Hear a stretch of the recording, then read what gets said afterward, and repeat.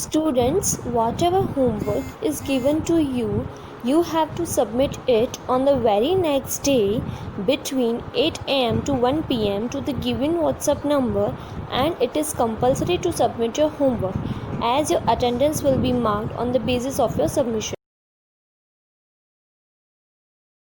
Hello everyone, this is Rajan Kumar with a new topic of chapter 2 whole numbers, and that is our exercise 2.3. In exercise 2.3 we will solve first question 1, which of the following will not represent 0. First of all we will solve question A. In question A you have given that 1 plus 0. Okay students, आप सभी जानते हैं 1 plus 0 equals to क्या होगा 1। हम जानते हैं किसी भी नंबर में 0 हम ऐड करते हैं तो क्या आता है, सेम नंबर आता है। ये सब चीज़ें जो है हम लोग एडिटिव आइडेंटिटी के अंदर देख चुके थे। उसमें क्या था, 0 में हम किसी नंबर को प्लस करें या किसी नंबर में 0 को प्लस करें तो क्या आता था, रिजल्ट सेम नंबर आता था। तो यहाँ पे 1 में 0 प्लस किया तो 1, ठीक है। अब यहाँ पे बोला है which of the following will not represent 0, तो यहाँ पर ये 0 रिप्रेजेंट करता है नहीं, तो हम लोग लिखेंगे इट डजंट रिप्रेजेंट। तो यहाँ पर हम लिखेंगे it does not represent 0। Okay, now in question B you have given 0 multiply by 0, मतलब यहाँ पे 2 zeros का प्रोडक्ट आपको गिवन है। नाउ अब जानते हैं 0 मल्टीप्लाई 0 क्या होता है, यस 0। तो यहाँ पर ये जो प्रोडक्ट है वो एज ए 0 आता है, तो यहाँ पर ये 0 रिप्रेजेंट करता है। तो हम लिखेंगे it represents 0। Okay students, now in question C given that 0 divide by 2, इसे जो है मैं कुछ इस तरह से लिख सकता हूँ।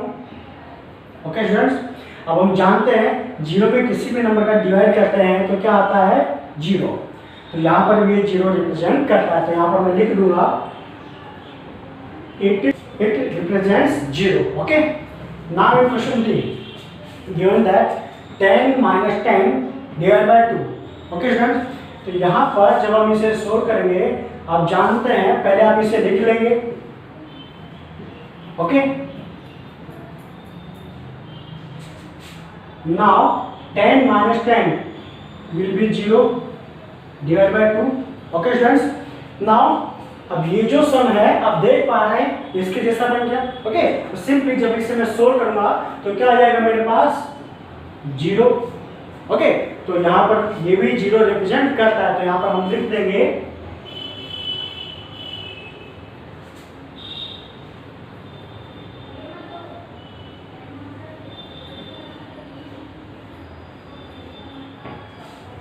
it represents 0। Now students, we will move on question 2। In question 2, if the product of two whole numbers is 0, can we say that one or both of them will be 0? Justify through examples। Question 2 में आपको ऐसा बोला गया है कि कोई दो whole numbers हैं और उनका प्रोडक्ट अगर 0 हो, ओके, तो क्या हम बोल सकते हैं कि उनमें से एक या दोनों 0 हो सकते हैं, ये हमें बताना है। जब हम इसका सॉल्यूशन करेंगे तब हम इसको बोल सकते हैं यस, ठीक, और लिखेंगे yes if the product of two whole numbers is 0 we can say that one और both of them will be 0। Okay student, अब हम इसे जस्टिफाई करेंगे। ओके, तो यहाँ पर जस्टिफाई के लिए जो है दो पार्ट है हमारे पास। तो फर्स्ट ऑफ ऑल हम लोग यहाँ पे 1 के लिए देखेंगे कि 1 नंबर 0 होगा और दूसरा कुछ भी है तो उनका प्रोडक्ट 0 होता है या नहीं, ठीक है। तो फॉर एग्जांपल जो है यहाँ पर मैं लेके चलता हूँ, जैसे यहाँ पे मैंने कोई नंबर लिया 9, ओके, और मल्टीप्लाई किया उसको 0 से। ओके, तो यहाँ पे दो होल नंबर्स हो गए, क्या हुए, 2 होल नंबर्स हुए। ओके, और इनका प्रोडक्ट जो है मल्टीप्लाई करके मैं शो करूंगा। अब हम जानते हैं कि 0 का मल्टीप्लाई किसी भी नंबर के साथ करते हैं तो क्या आता है 0। ओके, एक और एग्जांपल मैं लेके चलता हूं। अब मैं आगे 0 ले लेता हूं और उसको मल्टीप्लाई करता हूं किसी भी नंबर से तो यहाँ पे मैंने लिया 30। अब जब मैं इसका मल्टीप्लाई करूंगा तो मुझे कितना मिलेगा 30। ओके, तो हम देख सकते हैं कि टू होल नंबर्स में से अगर एक जीरो है और उसका मल्टीप्लाई किसी अनदर होल नंबर्स के साथ करना है तो answer will be 0। Okay, now both of them will be 0। Okay, अब इसके लिए हम लोग देखेंगे फॉर एग्जांपल यहाँ पर अगर एक नंबर मैंने 0 लिया, ओके, अनदर भी अगर मैं 0 ले लेता हूं तो मुझे क्या मिलेगा 0। ओके स्टूडेंट, तो यहाँ हम कह सकते हैं कि किन्हीं दो होल नंबर्स में से अगर एक 0 है उसका मल्टीप्लाई दूसरे के साथ करते हैं तो उनका प्रोडक्ट 0 आता है। तो यस आता है, यह भी हमने देखा। और यहाँ पे दोनों नंबर अगर हम 0 लेते हैं, जो दोनों होल नंबर्स है दोनों 0 लेते हैं और उनका मल्टीप्लाई करते हैं तो उनका जो प्रोडक्ट है वो 0 आता है। ओके, तो ये हमें ध्यान रखना है। Okay students, now we will move on question 3। In question 3, if the product of two whole numbers is 1, can we say that one or both of them will be 1? Justify through examples. Students, question 3 में आपसे बोला गया है कि अगर हम दो whole number लें और उनका मल्टीप्लाई करें और मल्टीप्लाई करने पे प्रोडक्ट जो है अगर 1 आए तो क्या हम बोल सकते हैं कि उनमें से एक या दोनों, मतलब जो हमने होल नंबर्स लिए हैं उनमें से क्या एक नंबर या दोनों होल नंबर जो है 1 हो सकते हैं और उनका मल्टीप्लाई जो है वो 1 आएगा। तो इसे जो है हम लोग जस्टिफाई करते हैं कुछ एग्जांपल्स लेकर के। ओके, तो सॉल्यूशन में जो है हम लोग लिखेंगे फॉर एग्जांपल यहां पर मैं 1 मल्टीप्लाई 1 लेता हूं। ओके, 2 होल नंबर है मेरे पास, इनका मैं मल्टीप्लाई करता हूं तो जब मैं मल्टीप्लाई करूंगा तो मुझे कितना मिलेगा 1। ओके स्टूडेंट्स, नाउ एक अनदर एग्जांपल मैं लेता हूं और यहां पर मैंने लिया है फर्स्ट होल नंबर 5 और उसका मल्टीप्लाई जो है मैं अनदर होल नंबर्स जो कि मैं एज ए 7 लेता हूं। ओके, और दोनों का प्रोडक्ट फाइंड आउट करता हूं तो प्रोडक्ट जो है कैसे फाइंड आउट करूंगा 5 मल्टीप्लाई 7 मींस 5 7 जा 35। ओके स्टूडेंट्स, यहां पर जो दो होल नंबर है वे दोनों 1 1 है, दोनों का मल्टीप्लाई जब मैं करता हूं तब कितना आता है 1 आता है। ओके, लेकिन यहां पर दोनों होल नंबर मैंने अलग अलग लिए हैं। ओके, और उनका मल्टीप्लाई जो 1 नहीं आता है, एक अलग नंबर आता है। तो यहाँ पर दो होल नंबर में से कोई एक होल नंबर जो मैंने 1 लिया है, दूसरा 1 के अलावा कर लिया है, दोनों का मल्टीप्लाई करता हूँ तो 1 आता नहीं है। तो यहाँ पर हम क्या कह सकते हैं कि 1 लाने के लिए, मतलब कोई दो होल नंबर है और उनका प्रोडक्ट मुझे 1 ही लाना है तो मैं क्या करूँगा, वो दो नंबर जो है 1 ही चूज करूँगा, मतलब दोनों होल नंबर जो 1 ही होने चाहिए। यहाँ पर आप देख पा रहे हो दोनों होल नंबर क्या है 1 ही है। तो 1 के अलावा अगर हम लोग होल नंबर्स लेते हैं तो उनका मल्टीप्लाई जो 1 आता नहीं है। तो यहाँ पर हम लोग क्या लिखेंगे, both of them will B 1 only. Okay, तो यहाँ पर आप लिख देंगे both of them will B 1 only. Okay, तो दोनों नंबर अगर 1 होते हैं तो ही उनका प्रोडक्ट जो है वो 1 आएगा। अगर आप नंबर चेंज करते हैं तो उनका मल्टीप्लाई जो 1 आएगा नहीं, भले फिर आप एक नंबर 1 रखें या अनदर कोई भी रखें तो भी मल्टीप्लाई 1 आएगा नहीं। Hey students, now we will move on question 4. In question 4, find using distributive property.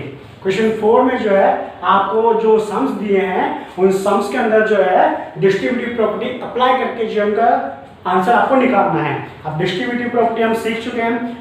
Distributive property जो है हम लोग किसके ऊपर अप्लाई करते थे, मल्टीप्लिकेशन के लिए अप्लाई करते थे और वो हमने दो तरह से सीखी थी।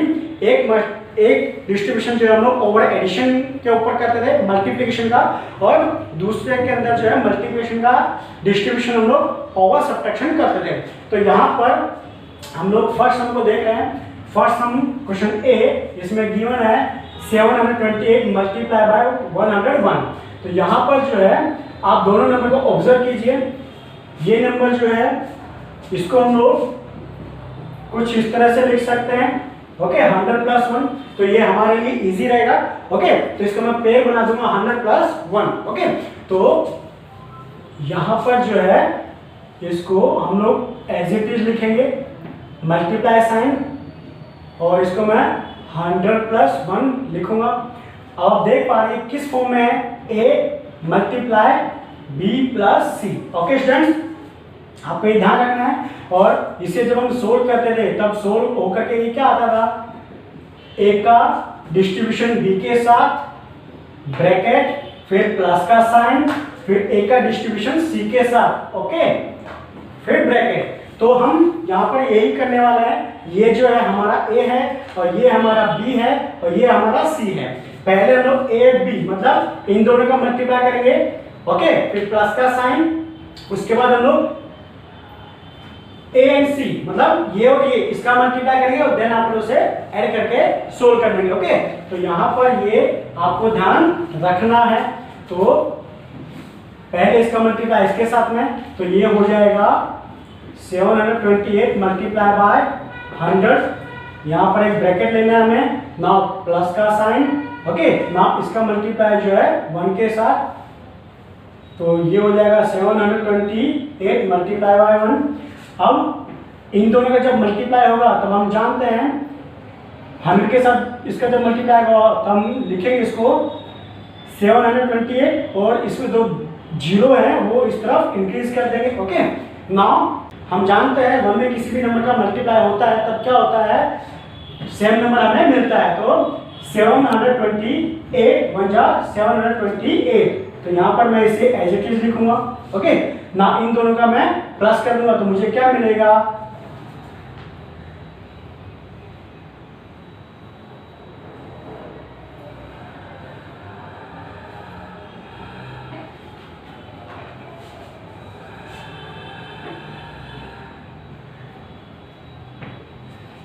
इन दोनों को प्लस करने पर जो है मुझे कुछ इतना मिलेगा जो कि कितना है 73,528। नाउ क्वेश्चन डी की तरफ चलते हम लोग। क्वेश्चन डी में हमें गिवन है 4275 मल्टीप्लाई बाय 125। अब इन दोनों नंबर्स को आप ऑब्जर्व कीजिए और देखिए कि किस नंबर का पेयर बनाना हमारे लिए इजी होगा। जैसे हमने इसमें 101 का पेयर बनाया था 100 प्लस 1। ओके तो यहाँ पर क्लियरली देख पा रहे हैं 125 का पेयर जो है हमारे लिए इजी रहेगा। तो इसे जो है मैं कैसे लिख सकता हूँ, 100 प्लस 25।